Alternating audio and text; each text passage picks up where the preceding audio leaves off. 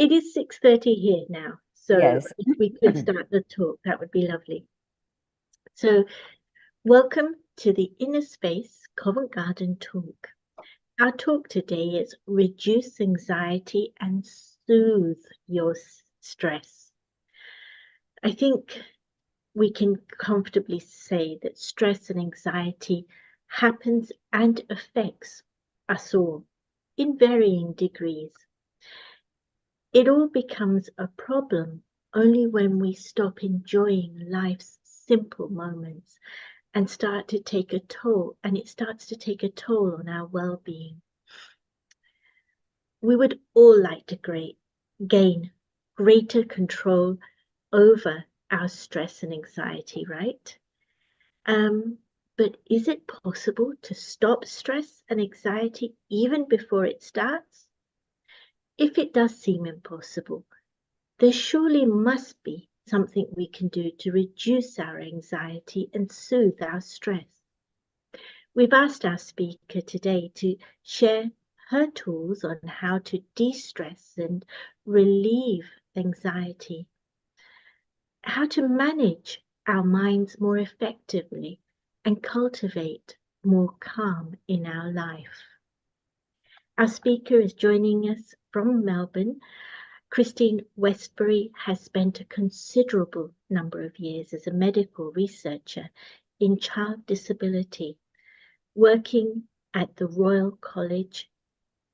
the Royal Children's Hospital in Melbourne and the University of Sydney. She currently coordinates the Fairfield Brahmakumaris Meditation Centre. Christine's going to be sharing with us for the next 40 minutes or so.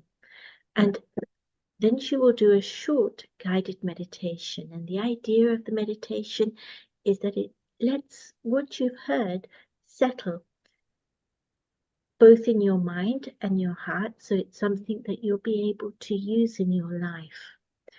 After that, she'll be very happy to take your questions. So please send in your questions via the question and answer link or via the chat, and I'll take those questions and put them to Christine on your behalf. Christine, thank you. Over to you. Thank you. If you can make me co-host, I don't know if you've already done that. You are. I'm already a co-host. Okay, thank you. Well, lovely to join you all on this, your evening and my morning. Listening then to Arti, the words that I picked up and especially would like to go in that direction is managing the mind, because it's the mind where everything starts and in our thinking process. So I thought I'll do a bit of a background, which most of you would know these things. They're very much there on the internet, of the main causes of stress, the main ways of being able to just deal with it, especially at the time, because that's important. And then move a little bit more into the absolute seed of where we can really do the managing and stop it, or stop situations for making me spin, because in a way it is, they do make me spin. It's the spinning of the mind that creates, well, it's part of the whole stress and anxiety. So if we can get to that source, which also includes obviously the use of the mind to make better choices when I'm faced with scenarios, situations that I can either go get stressed and let it affect me, or I can deal with it in a very different way. But in order for me to deal with it in a different way, in a very calm way, I have to have a few things in place. I do need to do a little bit of mind strengthening every day, so that when anything comes at me, I am ready and I can deal with it. So this is where I think it's valuable to spend a bit more time. And I've got some slides, and they are some sort of drawings more than anything to try and describe some of the things I'll be explaining. Because we'll have a look at how thoughts are created, because of course it's all around our thoughts, feelings, and emotions that are creating that stress. So we'll look at the thought structure, how they are created. And we'll also look at a very hidden part of ourselves that many don't even know about. We have such an oasis, such a reservoir of absolute stillness and peace inside.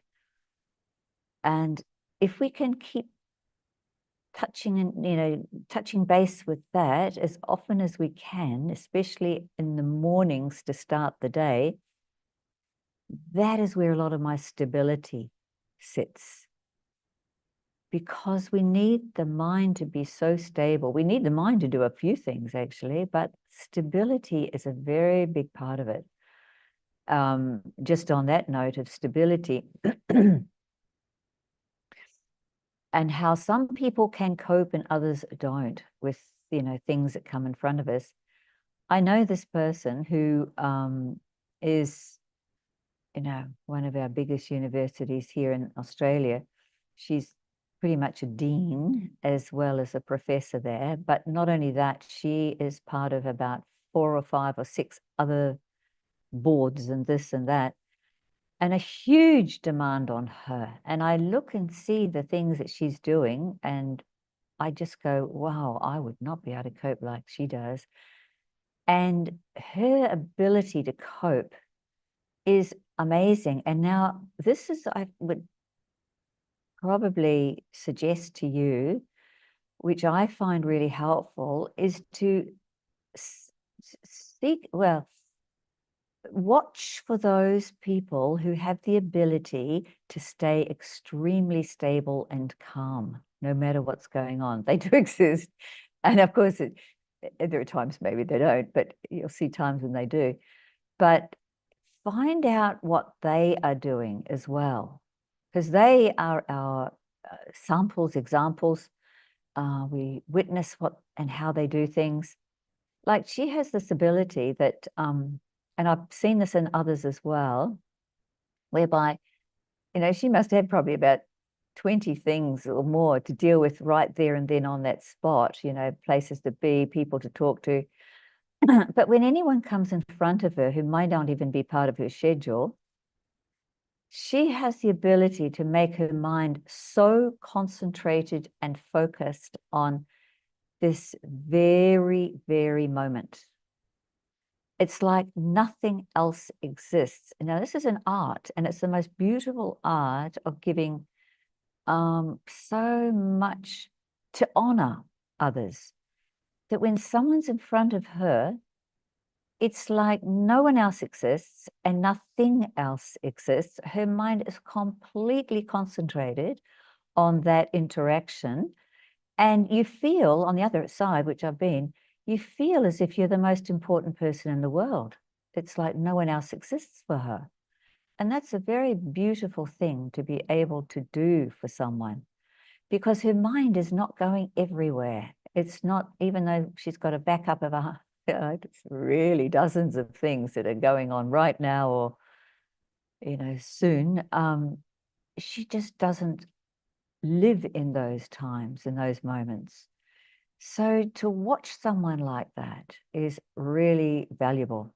I've learned a lot from her. And of course, to find out what she does, which is related to this later point where we will start to look at how the mind operates and thoughts are created. That will be part of it. So maybe now, just to begin with, I will do this and hope for the best. I'll share this and go to here, and I'm going to put a PowerPoint up. So do excuse me. And it's extremely simple, but that's okay, I think.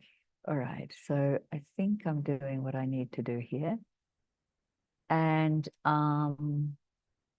I just want to now make this large and and then to get us started. Oh, I know, here, there it is, I think. Excuse me, I'm a bit of an amateur at this. So, right, there they are, the two big words. And of course, when we start now to look at this whole subject, as it says, is there another way? And really it's saying there is another way. And there is, of course. We all know that, I'm sure. But sometimes we just stay with doing the same old things, you know, we just do what we've always done and then we end up getting what we've always got. Okay, so stress and anxiety. So the definition of stress, as you can see, is any demand that's placed on your brain or mind or physical body that makes you feel frustrated or nervous. So it's generally a response to an external cause, you know, it's like, you know, an exam or having a difficult situation with someone. And when the situation finishes or it's resolved, then the stress will go away in the main, pretty much. And in fact, have to be, you know, people will argue this as well. There's an element of stress that we can say it has a plus. And I think this is the only plus because we're going to start to look at the minuses soon. That plus is it does motivate. It does get someone motivated to hopefully do something that's in the positive. And so that motivation is okay from the stress. So like if you're, you know, you may be inspired to meet a deadline or whatever. And so you've got to get something done. There's a deadline and it has to be done. And so you do that and you pick up on that. And so anxiety is more a feeling of fear, worry, but even more really, unease, which can be a reaction to stress, but it can also happen without any obvious trigger. This is when it starts to get very, very tricky. So it's, yeah, a reaction to the stress, and it often involves a persistent feeling of apprehension or dread. So it's moving into other kind of issues, really, even getting towards mental issues, when there's a feeling of apprehension or dread and it does not go away. And so that interferes a lot with how we live our lives. It's very constant. And even though there's no immediate threat sometimes, which is really something. So causes, hundreds of them. I'm not going to list them all. I'll just go through some of the big ones. There's a big five. The death of someone and the mourning and everything that goes with what needs to be done if we're that connected to someone who's gone. That can be very stressful. Moving, we've just been talking about that, those of you who had been on earlier. Packing up, moving away from our comforts. I think leaving comfort zones is a big stressful thing for most. That's not an easy one always to deal with. Being able to, especially if you've got to move from somewhere that you've set up so beautifully. That is a real challenge, trying to find a place, etc. So moving is another big one. Money issues, but being made redundant, etc. Haven't got the money to come in for just for cover basic costs. It's a big deal as well. And then, of course, we've got job issues and deadlines at work, or deadlines can be a study as well. And then, of course, illness and sickness can create a lot of stress. And there's so many different levels of illness and stress. We don't need to go into all of those, but they will certainly, put us into a different state of mind. And of course, what comes from, might as well mention it now, is the illness that comes from stress is probably one we need to be very aware of. I've seen this, experienced it, etc. And this is where autoimmune issues begin. And these are dangerous things. I'm sure some of you out there know about autoimmune, but they are often caused because of prolonged stress. The nervous system, of course, is affected. Blood pressure goes high. Mental health actually will then eventually come. Relationships, don't need to go into the details of how we can be caught up in getting stressed by connections with others. And this one I really want to come back to in a minute, because I really do have a connection with that one. Now, diet. Too much caffeine and too much alcohol, but even those things, they have to be reduced if we're wanting to try and get our stress under wraps. And of course, lack of sleep, lack of exercise. The list goes on and on.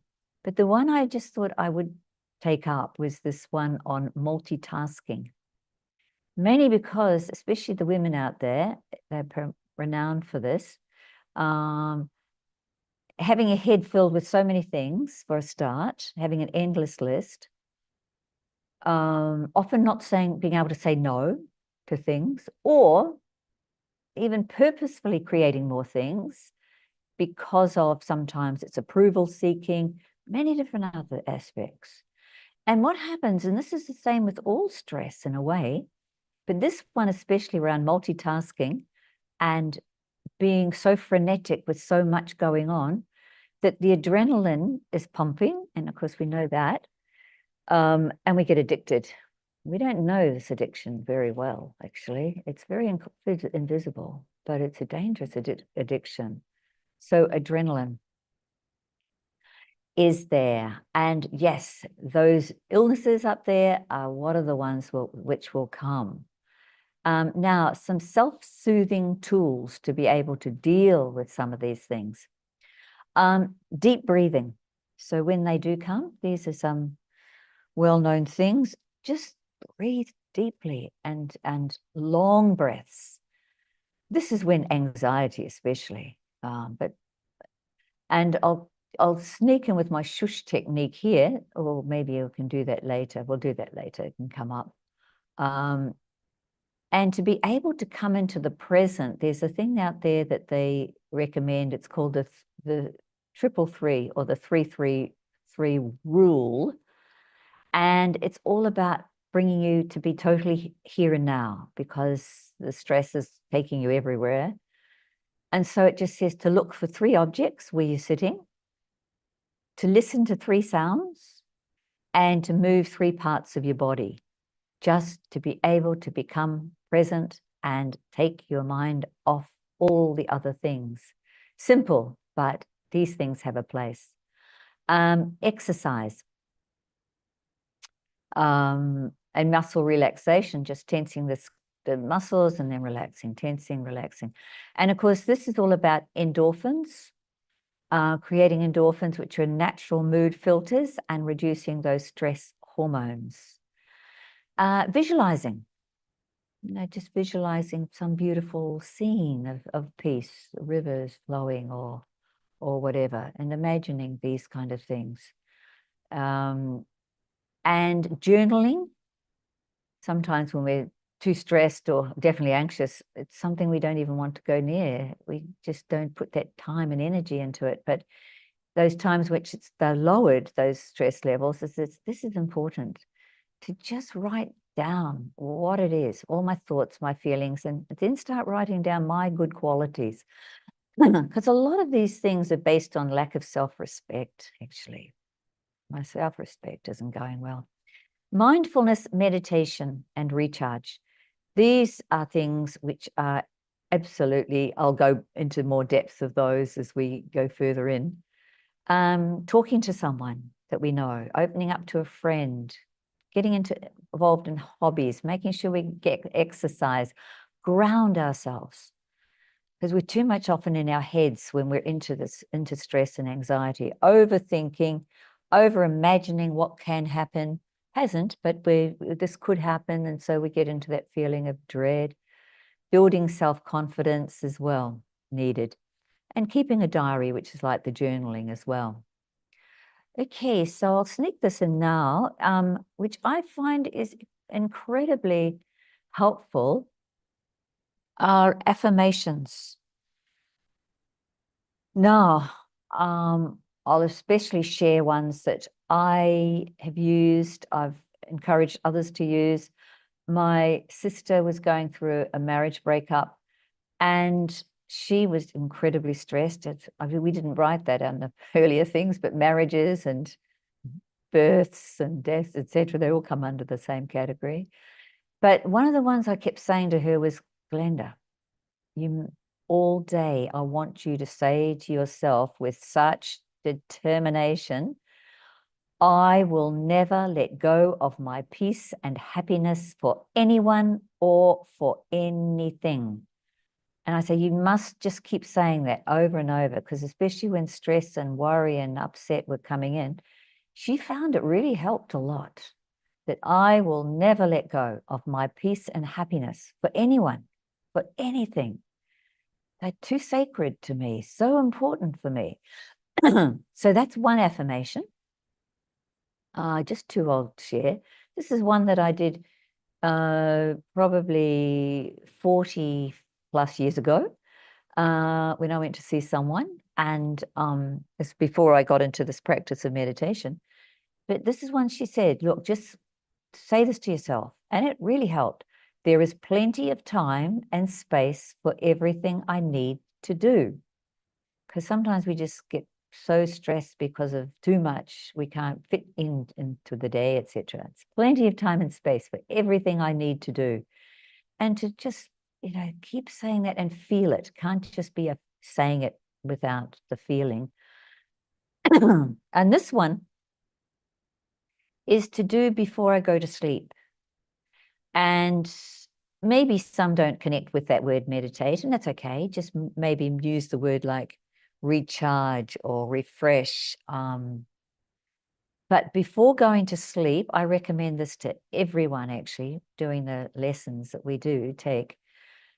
I can't wait. This is 5 times to say this before sleep, so it works subliminally. I can't wait to wake up to recharge, or I can't wait to wake up to meditate. So I even get them to write it. So before you sleep, write down, I can't wait to wake up to meditate. I write it, get them to write it, to say it out loud. Can't wait to wake up to meditate, really with conviction, really with determination, see myself doing it. Write it, speak it out loud if you can. Watch yourself in the mirror saying it.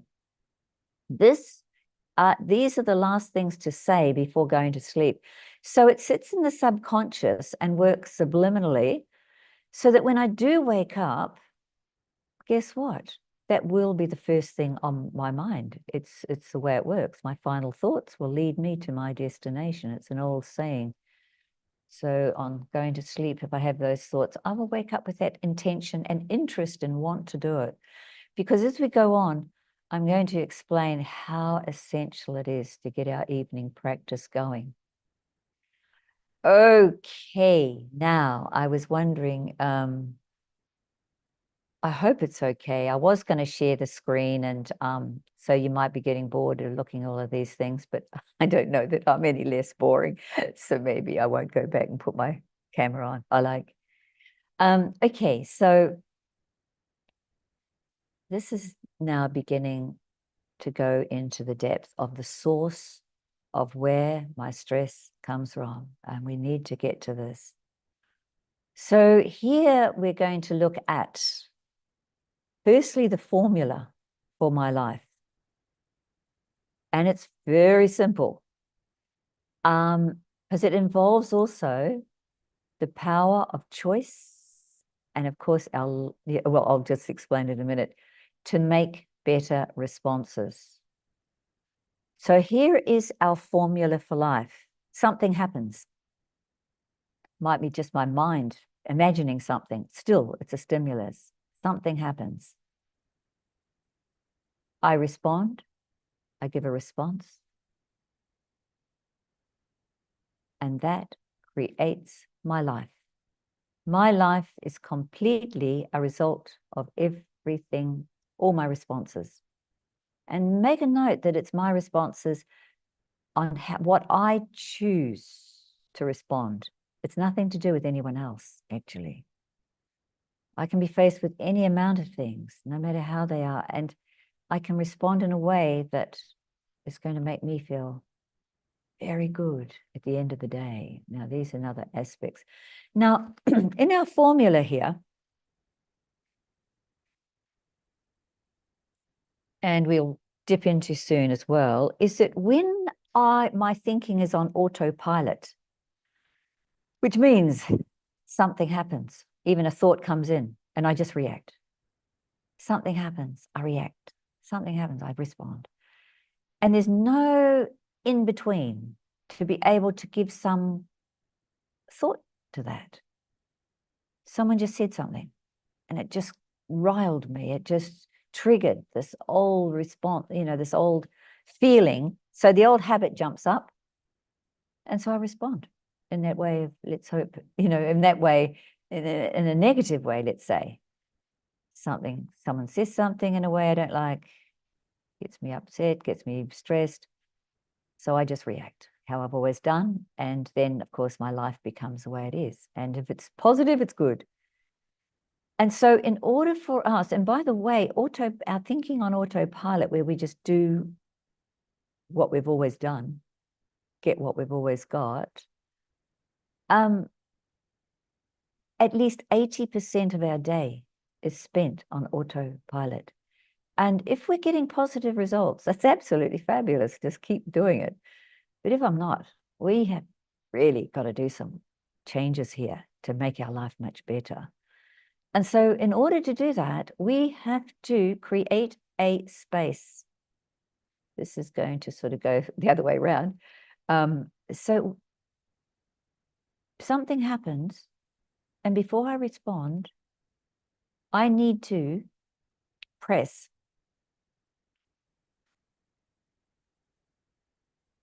the pause button on my mouth and on my thoughts. And you see, when I pause my mouth from not saying what I would have otherwise said or done, I've just created a space before I react. And that space is absolutely essential to be able to change some of my thinking patterns. So I pressed the pause, and I've got my thoughts on just staying quietly, just be still. And this is what I noticed in this friend that's really so stable. You can see her holding her mind, not allowing it to run and jump to this and that. And so that's why she's got such concentration and stability. So there is that here, this creating that gap where now I can introduce, and we will go into this a little bit more, but on how we do it. So here we have now, with this space, I now have got the power to make a choice, whether it be of the positive, the negative, or something in between. Hopefully, because hopefully I can now go towards the positive, because that's what we're wanting to do. And that's how we're going to stop our stress, is to be able to now go towards the positive in life by being able to firstly put my mouth on pause, put my thoughts on pause. And often in that pause, I can say to myself quickly, you know, there's many ways of being able to stall, you know, to say to someone, can I get back to you? Otherwise, we might just be reacting in our old way. You know, I can't talk right now. Can I come back to you? That sort of thing. But in that pause, I can actually quickly say to myself, what I'm about to say or do, is it going to make me feel good later? Is it going to make them feel good later? Is it going to make me feel good later? Is it going to make them feel good later? Now, I'll show you in our thought process in a minute as to what that's just done. And maybe I'll move into that. Okay, so this is our thinking process. I've got to remember now, it's sort of one by one. Okay, so let's move. So this is representing the body, and those are 5 senses of the body. And then we're going to move inside the body. We're going to now start looking at our thinking process. We have the mind, and of course, this is the subconscious. Oh, that's not the subconscious, actually. See, somebody put that wrong. I call it more the consciousness. So anyway, there we have our thoughts and our feelings and our emotions all come through and erupt from there. So that's one aspect of our thought process. Now, so that's one. And so the deeper aspect is our subconscious, tucked away. And this is where our habits are. And this is another thing about stress.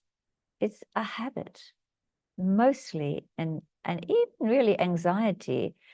We've just made a habit of reacting in a way that's not going places for me. My personality traits sit in my subconscious, as do my memories, very important aspects. And so we have that part of our whole thinking process. And then we also have what's called the intellect, which has nothing to do with intelligent quotients or psychology. But here, very important part, this is where the logic and rationale work. This is where our intuition is. This is where our conscience is. And now just quickly jump in now. When I put my mouth and my mind on pause before I react and do anything, before we just had that other slide, what happens is that when I say to myself, hey, what I'm about to say or do, is that going to make me feel good later or make them feel good later? What it does, it wakes up the conscience, and the conscience will come in and it will say, do not go there. Do not say that. Do not do that. Because you know what will happen. You're going to regret it. Later on at night, you know, you won't be able to sleep, and then the other person, anyway, many scenarios. The conscience has come alive. The intellect is where our decision making takes place. This is our thought process. Now, autopilot, which I just mentioned, actually, this autopilot, of which we're mostly on 80% of the day. This is it's not such it's a challenge, but it's not one of those challenges we don't like. It's actually quite a good challenge in which we're going to now get our autopilot working in a way that's absolutely positive and that's no negative working against me. So pretty much, though, the problem for a lot of us is the intellect, which has our decision making, is dull, it's asleep, it's not working well, and it's very unclear. Very unclear. It's not working at all for us. Well, it does. We do have it working at times. We want to buy something like we've got to look at the specs of buying a new phone or car or something. We will really get the intellect to call upon it. Let's make a decision between all these things. But then what happens a lot of the time is that we just get confused. we can't make a quick and sharp decision because the intellect's not sharp. It's not clean. It's not clear. And so at this point, what we need to do is get that intellect really working for us. It's very important. And the best way to do that is my morning practice. And we're going to go into that in a minute. So that is very dull. It's not working well. It's very unclear. Unclear? It's not clear. That's the intellect. So then pretty much our thoughts are created. Either we hear, smell, taste something, goes straight into my subconscious, into my memories. My memory finds a associated habit or behavior trait. And then before we know it, it's instantly, there's a thought, there's a feeling, there's emotion. That's the autopilot, you see, not using the intellect. Okay, I hope you're managing this all right. Right, here we go. So the mind sabotages us by those thoughts, feelings, and emotions. This is where a lot of our problems lie. So the mind we need to make, and it's quite an interesting discovery that the mind is not me. The mind is something that I have at my disposal to use. And at any given time, I can make the choice, not my mind, because we know what we can. It's like with battling with the mind. So it's really separate. So I can make it my best friend, or you can make it like a child, and all the needs of a child. It needs, actually. So there's also this thing called the shush technique, which I mentioned earlier. I know this fellow, he's done it. It's so sweet. When he was telling me, it's a shame I don't think they can see me, can they? No, they only see the slides. So, oh, okay, you do see me. So the shush technique is ever so sweet.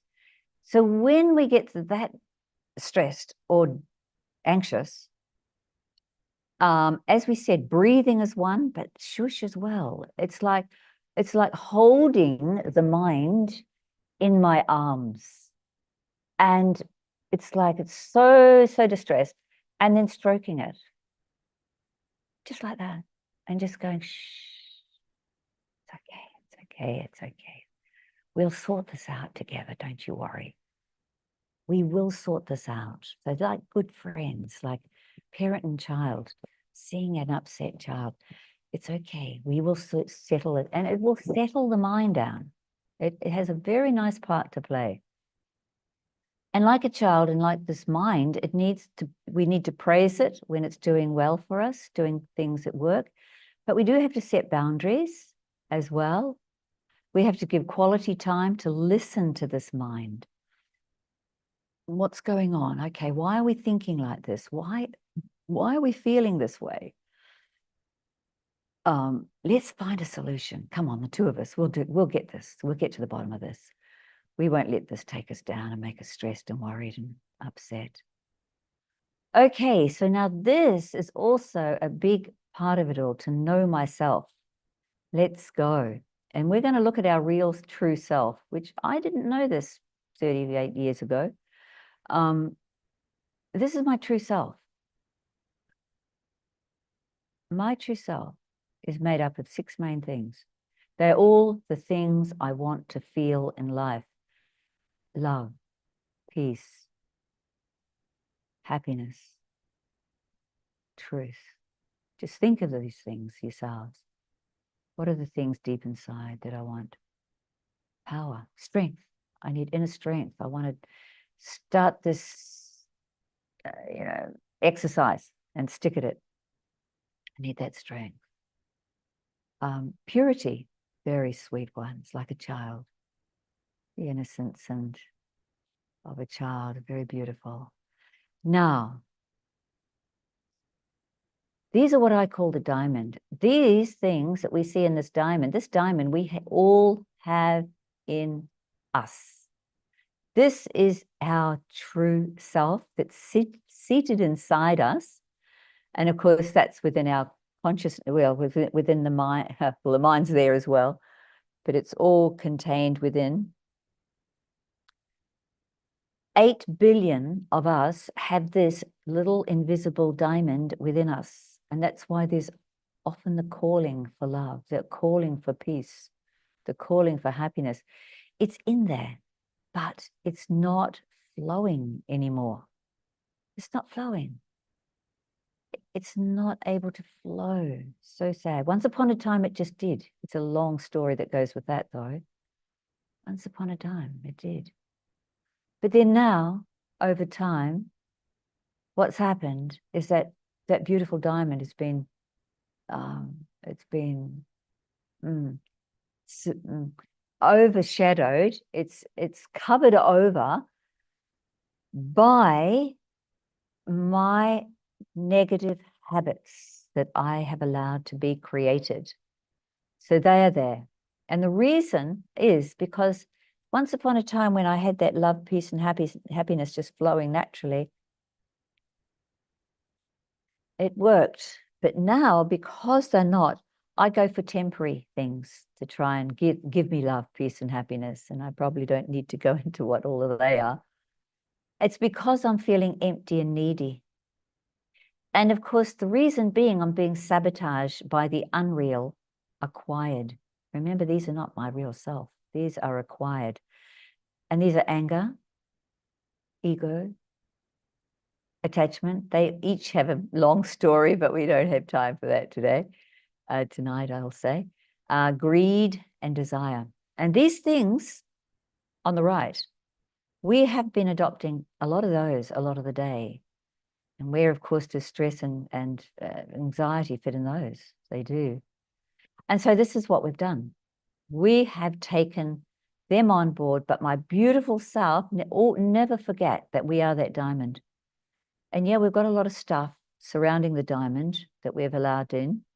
You know, we've made choices that had anger in them, made choices that had my, arrogance in them. And so that laid down such a wall, a brick lead wall, like, over my beautiful self. But it's still there. That's such a beautiful thing. And of course, now what we want to do is to be able to get these solutions now. Okay. Inside, to know that I am this very beautiful, peaceful, loving, happy person. Okay, at this given moment in time, if I'm stressed, I'm not going to believe that. I'm going to go, no way am I that. Look at the way I'm feeling. But push through that feeling and just go, I am peace. I have so much peace inside. And my whole aim in life now is to unleash and allow that to flow. I'm going to get it out of its prison, which I've imprisoned with all my sabotaging thoughts and habits. But that's who I am. Keep coming to that diamond. And this is what is needed. The morning practice. And I'm going to say something. We have someone here, which you probably wouldn't know in the UK, well known in Australia. He had cancer, etc., etc. Started up a cancer foundation, etc. And he discovered he'd never believed in doing any of these sorts of things. He was a vet and very busy. But he started to do meditation with his cancer. And now he says to anyone is that it's life or death.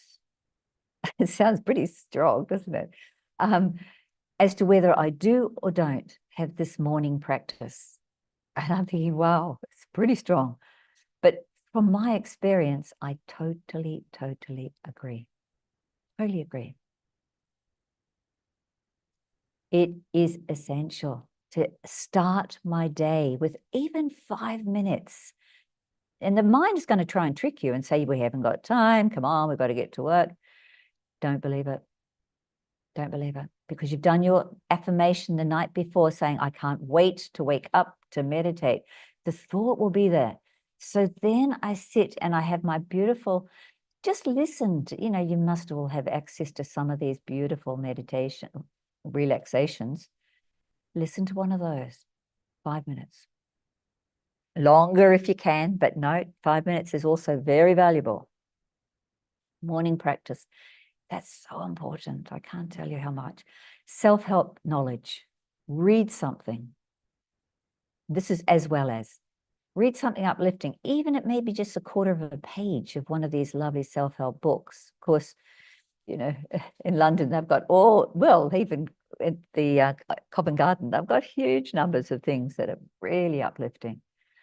But just pick up a book and read that for even 2 minutes. Just randomly pick one page, and you will find that on that page, and this happens, it's amazing. Whatever you open that page to and read for 1 or 2 minutes, you will find during the day that something happens, and it just absolutely was the solution. Extraordinary to be able to stabilize that mind, to be able to not get affected by that thing that's going to make me stressed. So we've got 5 minutes of meditation, relaxation, 2 minutes of reading some self-help knowledge, randomly opening the page, affirmations, yet again, I've already gone through those. We won't go through them again. And during the day, just say to ourselves, when the mind's starting to run everywhere, just say to it, stop, stop, stop. We're going to sit down, even make ourselves sit down. I find that helps a lot. Stop, let's sit. We're going to sit now. Come on, together, you, my mind and myself. We're going to work this out. We're going to see that this has gone too much. We've got too much on. Let's cancel this, cancel that. And the SOS, of course, standing back. Stand back. Watch what's going on. Be a lot more, no emotions in there, and just can steer the mind. SOS is very good. And then, of course, watch that alcohol and caffeine. They certainly don't help with stress. And as I think I've said already, watch your imagination. Our imagination just does take us down the rabbit hole to negative thoughts and waste thoughts, and that be in the present as well. And so these are some of longer term solutions that's going to really, that mind, as I said, that's sabotaging us and not enabling us to choose thoughts that are working for me, but are working against. Being able to have that morning practice, reading something, and, you know, even if you can, go back during the day. And as I said, stop, sit down, sit with the mind, reflect, what are we thinking about? Come on, this isn't helping things. Let's find another way. This is also simple things to be doing during the day, but our thoughts are the ones that we need to get to the bottom of. So I think, and also just probably to finish on, inside I'm very deep peace. Keep going to it. Open that diamond, let it flow. I am deep, deep peace inside. So I will stop that now. And here we are. So I think that's could you enough lead us time. into a meditation? Oh, yes. Okay.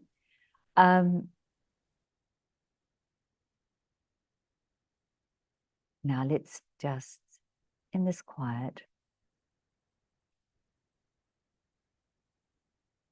know that deep inside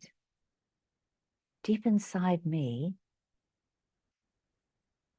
is this absolute, exquisite self, like a diamond, filled with so much peace, so much love, so much happiness. Believe it to be true. I am a being of love, of peace, of happiness. I am. I am this. And let me, in this quiet, just go to those, each one, and feel peace come, peace come. You're in there. I give you permission to flow once more. You mean everything to me. My own peace. My own peace. my own calm. You are there.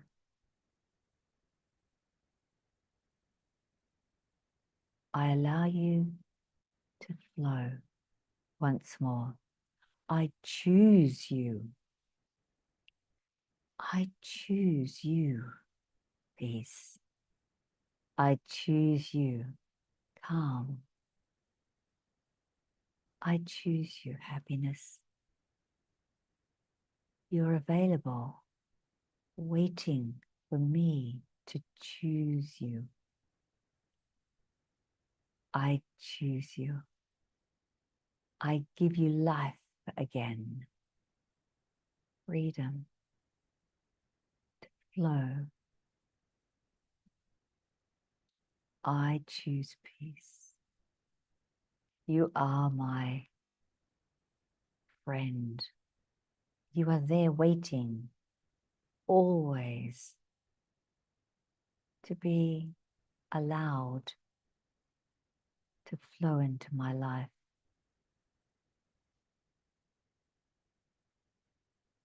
Peace, happiness, love, peace and happiness, peace and happiness. They are my self, essential self. It's my true self. Anything else is not. Anything negative, any stress, any anxiety is not me. I've adopted those, but they're not me. And they're not working for me. I choose not to allow them in anymore. I choose peace and happiness. Peace and happiness. You are my friends. You are my everything. Nothing is more important in my life than allowing you to flow. I touch base with you every morning, and moments during the day, I come back and allow them to be free and flow. Come, peace. Shine your light on my life. Come, happiness. Be with me all day long. Together we will go through the day, and nothing else will I let compromise peace and happiness. You are too precious. My life is a wonderful life. My life is a wonderful life. Everyone's life is wonderful. Just touch our diamond. Open that peace and love and happiness. Allow it to flow.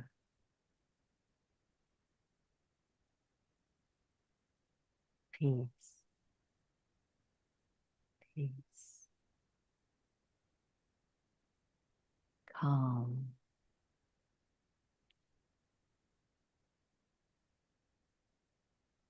Joy.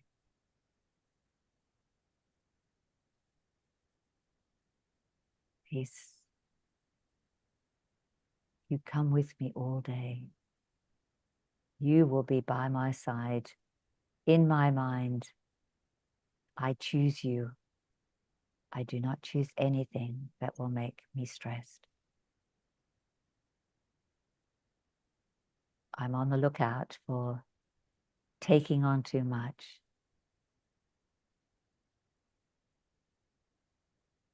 Eliminate some things. Multitasking. I want to preserve my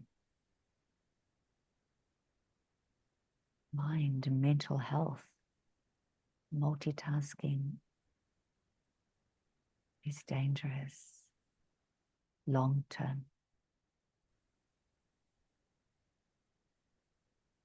Peace and happiness are my choices. And I take you with me. Imagine one on either side. I have with me my guards as I go through the day, peace and happiness.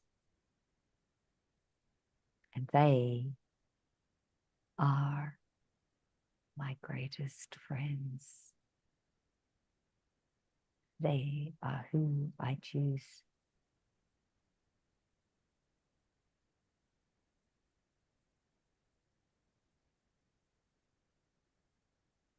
I am peace. I am peace.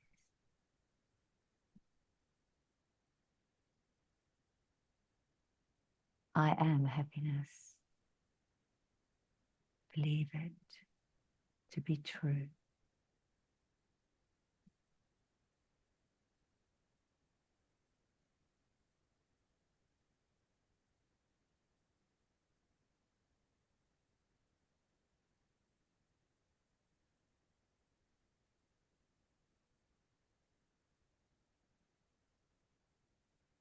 They will become my life. They will rule my life. Peace and happiness, stress and anxiety can never come near those. They're my henchmen. So,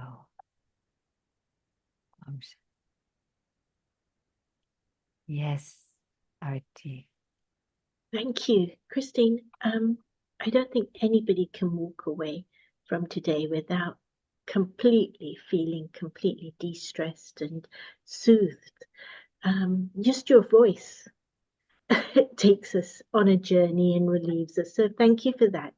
But also, I love how you made peace and happiness so accessible, as well as guardians that would keep us safe, but also assets to be that we can use almost without hurting ourselves or anyone else. So that was very beautiful. And I have to say, multitasking as an addiction, I'd never seen it that way, but you're completely right. It is a very quiet killer of our focus and our peace of mind. So thank you for all your insights. Lots of people are saying thank you, and it was fantastic. But there are a couple of questions if you have 5 minutes more, because I know you're meant to dash off. So let me put just the first couple of questions that have come in. And the person's asking that they find it difficult to pause and not get walked over. How can they communicate strong emotions in a positive way? Well, if it's a situation where one has been having a negative response for quite a long time, the best thing is to excuse yourself where you struggle sometimes. And it's all sorts of times you can excuse yourself. Find any manner of go to the toilet if you have to. Really, it's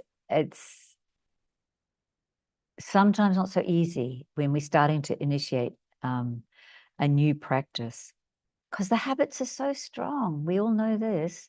When we're trying to overcome a habit that's where we're wanting to say something, or the person's in front of me, But I find that's the best thing. If I cannot do that level of shifting, and I understand what that can be like. I know for a fact sometimes I've been in scenarios where it's like, in which, it's the same old trigger, the same old thing that comes in front, and the old trigger. And I've even said to myself before setting out for the day, I'm not going to get disturbed by it. I'm not going to get disturbed by it. I'm going to be peaceful. But even then, some of those old feelings come up. And so I just find, really, if you can, as much as possible, you're not able to make that shift in your thinking and respond in a really good way, and whatever the situation is, then, and especially if it's people, just to excuse ourselves. Obviously, there's many other scenarios in which you cannot excuse yourself. But still go back to this thing of I am peace. I know it sounds like a mantra, but believe it, it does become very real. The inner diamond starts to come alive. So in that scenario, just call upon those two guardians, those two guides on one on either side. I am this peace. My peace is here. And I call upon that conscience as well. I want this outcome to be one which I'm happy with later and they are happy with later. I don't want any conflict. I don't know what scenarios you might be thinking of. There's too many to think of. I'm probably going more towards relationships, which can be a lot of, stress and distress. I don't know if that's helped. Thank you. Yes. Next question. Do you have any techniques that someone can use? They're asking what to do when isolation amplifies our anxiety. Sorry, say that again. What happens when, what word? What to do? What can a person do when they're in a position where they're isolated and that isolation amplifies the anxiety in their mind? Mm. Mm. Yeah, it's hard to know what the actual scenario. So they're isolated. Is it not at all possible to reach out to someone or something? Because if the isolation is creating a lot of anxiety, that's really essential to, there's even things, if it's an anxiety thing, that reaches and goes towards, it can create a lot of bigger issues. Even these things like Lifeline, I don't know if they call it that over there, but to ring someone, to be able to talk it through with someone, having that human contact, I think is essential to be able to deal with something. You can listen to some of these relaxation meditations, which is helpful. I recommend that too. But if it's just gone that next step where there's so much anxiety and you're so alone, please phone, reach out. And as I said, even the Lifelines ones are good. Just get it all out off your chest. Hope I'm answering that correctly. Mm. It is, it's being kind to yourself. Yeah. Reaching out is being kind to yourself. So Oh, thank it's you. very kind. Yeah, absolutely. Yeah, I think that's a good point you're making there, Arti. This is all about kindness, not allowing ourselves to be going down the same old rabbit hole. Just making a little switch in my thinking to go, it can be different. It's definitely my time to make life different and better. I choose this as opposed to that. And even just one little thing of making that choice, just stick with one thing at a time. But yeah, I think the kindness is a really important thing. I deserve not to be stressed. I've got so much to offer to the world, to think of my connection on this planet, what my keeping a peaceful mind will do vibrationally that will go out into this world. That is just a beautiful thing to do for the world.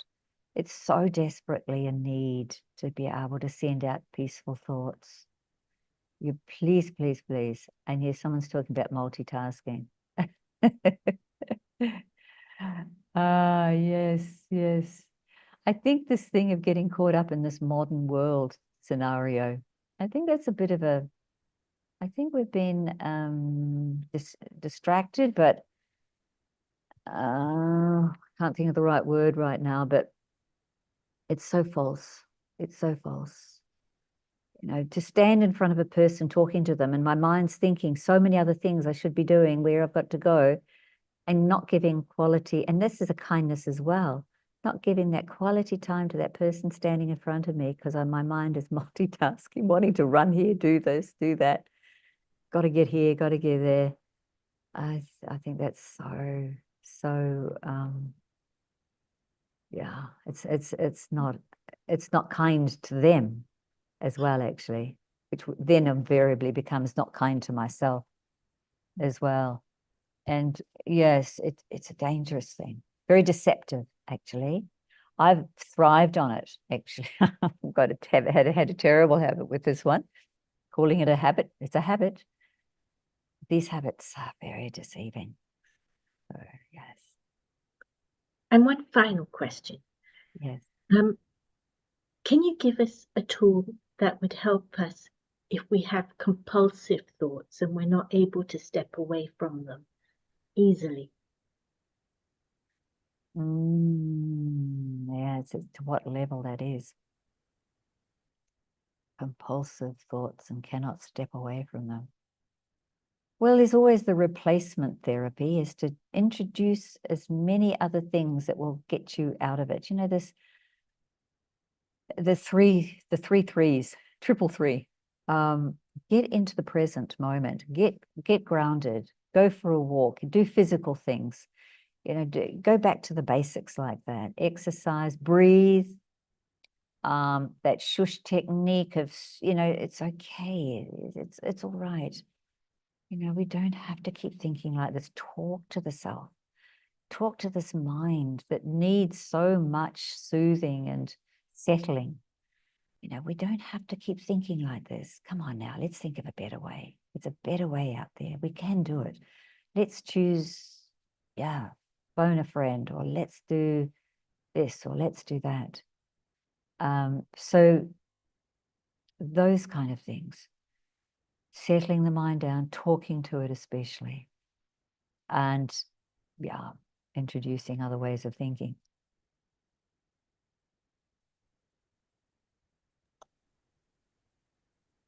It's been a fantastic session for us here. So thank you for making the time and getting up extra early to make that time for us. 5 minutes. It's only 5 minutes. No, don't use the word extra early. That's scary. Well, for most people, it would be extra early because they don't wake up when you do.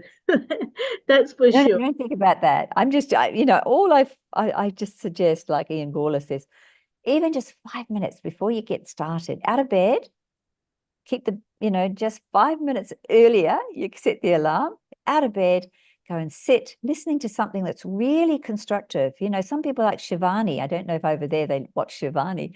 You know, those kind of things to feed the mind, really uplifting and powerful things. Absolutely the best thing we can do. Feed that mind with those thoughts. But it's only 5. Truly, it's only 5, because honestly, to have to say to the self, now we've got to get up every morning and do my meditation. It's when it's only 5 minutes, it's much more doable. And then when you start to like it, you'll want to do more, and let that gradual process start then. That's what works, I think, anyway, for me. Thank you. Okay. Thanks, Thank you Oti. very much. Thanks And for giving me the chance to share. oh no, it's been an absolute delight, and we look forward to welcoming you again for sure.